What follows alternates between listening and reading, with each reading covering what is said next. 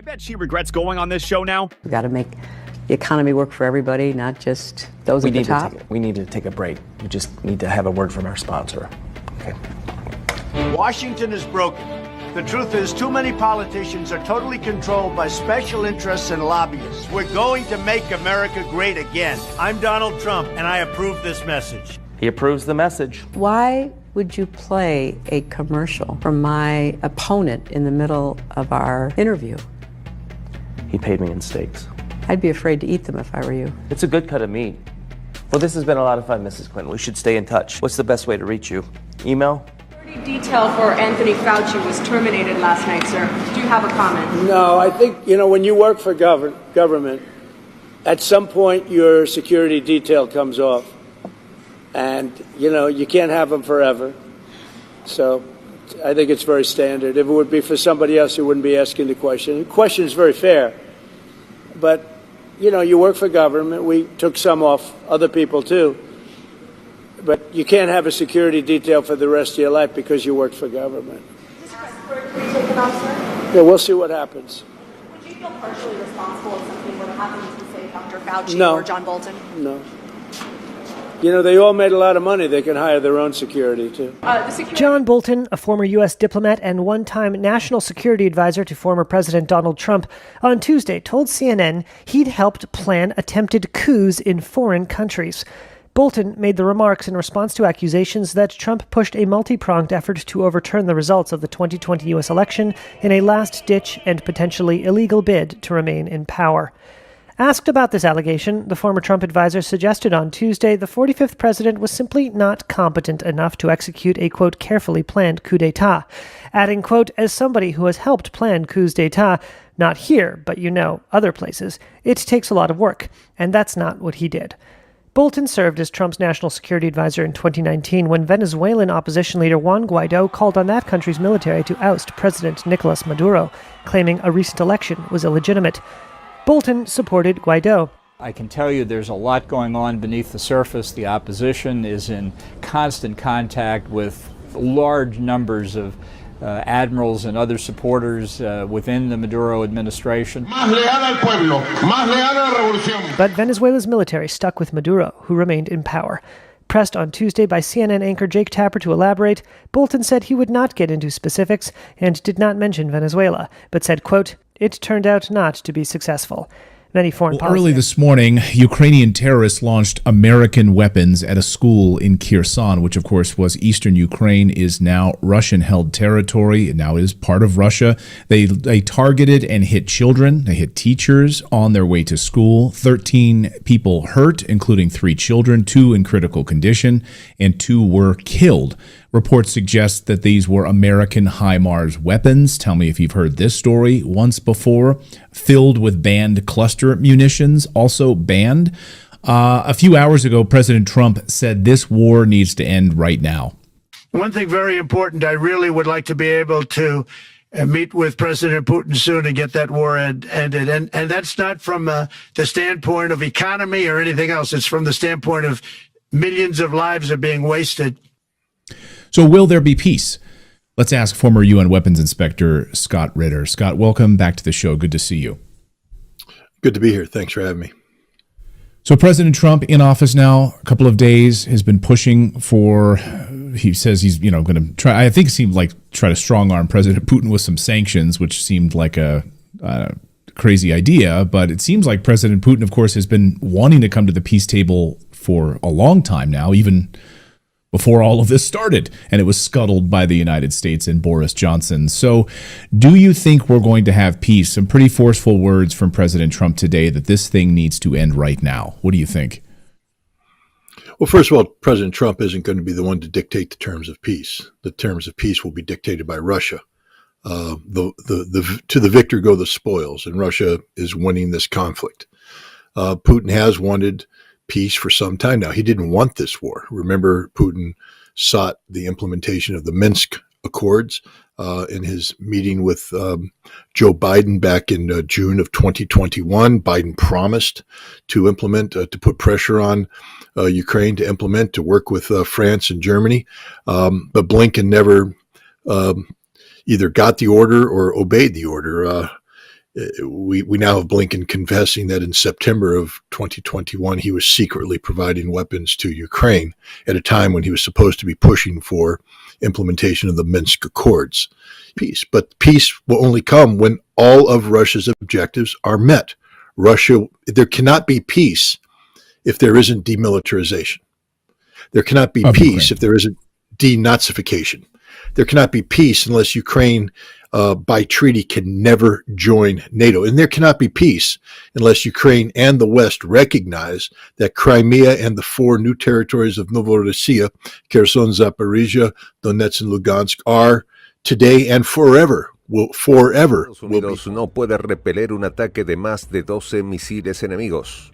Esta impactante afirmación no proviene de un adversario extranjero, sino de las propias filas del análisis estadounidense. Ariel Cohen, un destacado experto en seguridad, reveló la cruda realidad de las defensas antimisiles de la primera potencia mundial. Con solo 46 interceptores disponibles y la necesidad de 3 para neutralizar cada ojiva, Washington queda expuesto ante la amenaza de un ataque masivo, especialmente de Rusia, cuyo arsenal estratégico supera los 1.500 misiles. Tiene unos compromisos adquiridos con unos republicanos o un establishment republicano, neocon, que de algún modo le tiene que apoyar en el Congreso cuando Donald Trump lo necesite. De ahí esas palabras, hasta cierto punto, tendientes a, bueno, oye, que Rusia tiene que ponerse a negociar porque si no, no va a ser mejor para su economía y nosotros podemos apoyar más fuerte a Ucrania. Nada, no hay nada. Y encima, obviamente, Rusia es consciente de que no solamente no hay nada, sino que aunque lo hubiera, tampoco le pueden ya hacer daño. Rusia ha intentado ir reformando la distribución de energía durante los últimos años para, de algún modo, no depender tanto de ese Occidente, y lo dijo en su día. No es un problema de que nos quiten las sanciones. Obviamente las sanciones no nos gustan, pero ya nos hemos adaptado de alguna manera a ellas. Eso no va a estar sobre la mesa a la hora de negociar. Con lo cual, ¿qué va a influir que ahora alguien diga que les va a aumentar las sanciones?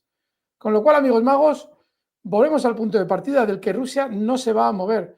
Lo veremos. Se va a llegar al final de la guerra con todas las exigencias rusas cumplidas. Mientras tanto, vamos a escuchar ruido por todas partes. Volodymyr Zelensky no es ningún ángel, subrayando que este no debía haber permitido que se produjese el conflicto. En primer lugar, está luchando contra una entidad mucho mayor. Ahora os traemos el vídeo donde comenta todo esto. Es una nación mucho más grande, mucho más poderosa. Él no debió haber hecho esto. ¿Por qué podríamos haber hecho un trato?, afirmó el mandatario en la entrevista que os comentábamos con Fox News. Trump indicó que si él hubiera estado en la posición de Zelensky, podría haber hecho ese trato muy fácilmente. Hubiera sido muy fácil llegar a ese acuerdo. Y Zelensky decidió, quiero luchar, subrayó.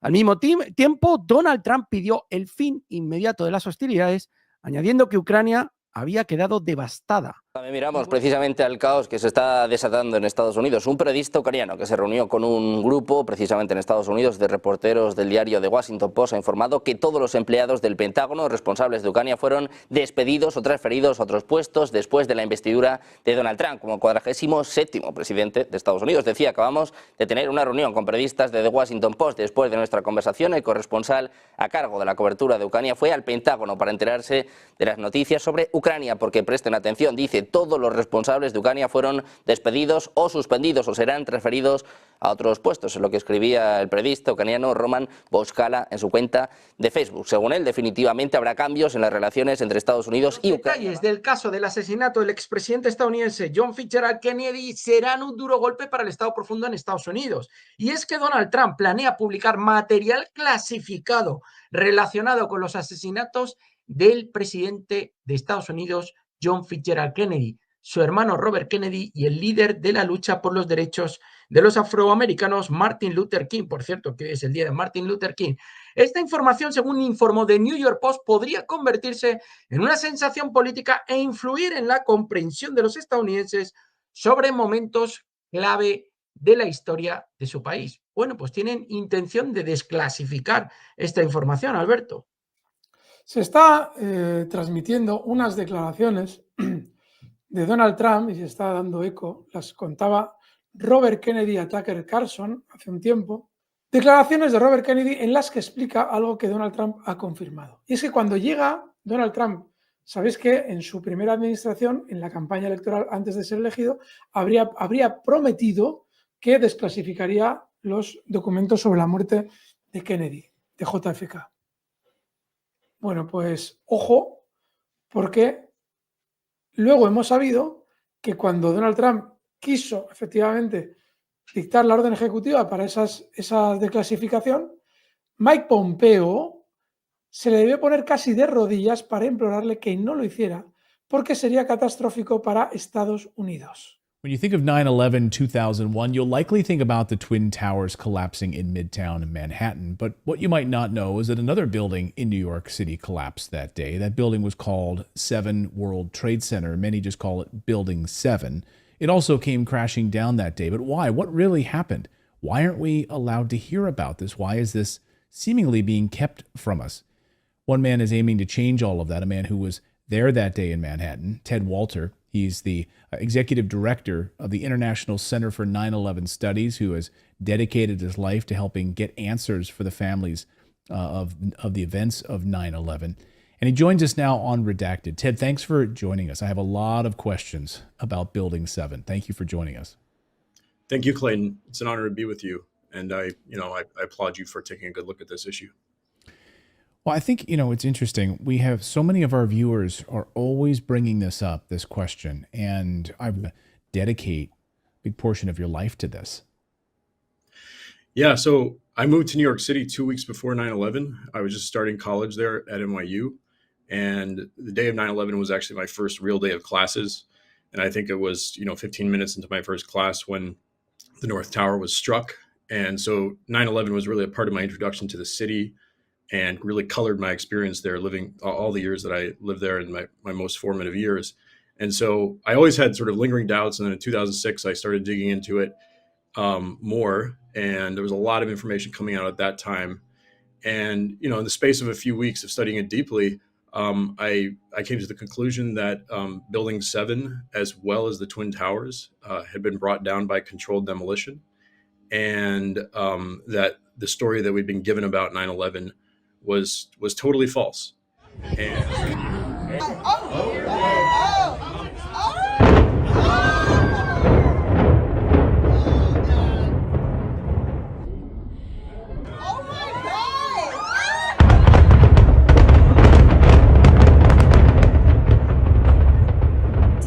Dr. Fauci make money from drug companies during the pandemic while he was telling you to stay home, not go to work, figure out if you can collect money somehow, wasn't his problem. He was just fine collecting royalties from drug companies. Now, Senator Rand Paul asked him about this just directly about a year ago during Senate hearings, and he brushed off the question as ridiculous and even said, yeah, you got your talking point. Remember this? And from which companies. Over the period of time from 2010 to 2016, 27,000 royalty payments were paid to 1,800 NIH employees. We know that not because you told us, but because we forced you to tell us through the Freedom of Information Act. Over $193 million was given to these 1,800 employees. Can you tell me that you have not received a royalty from any entity that you ever oversaw the distribution of money in research grants? Well, first of all, let's talk about royalties. That's the question. No, that's the question. Have you ever received a royalty payment from a company that you later oversaw money going to that company? I don't know as a fact, but I doubt it. Well, here's the thing is, why don't you let us know?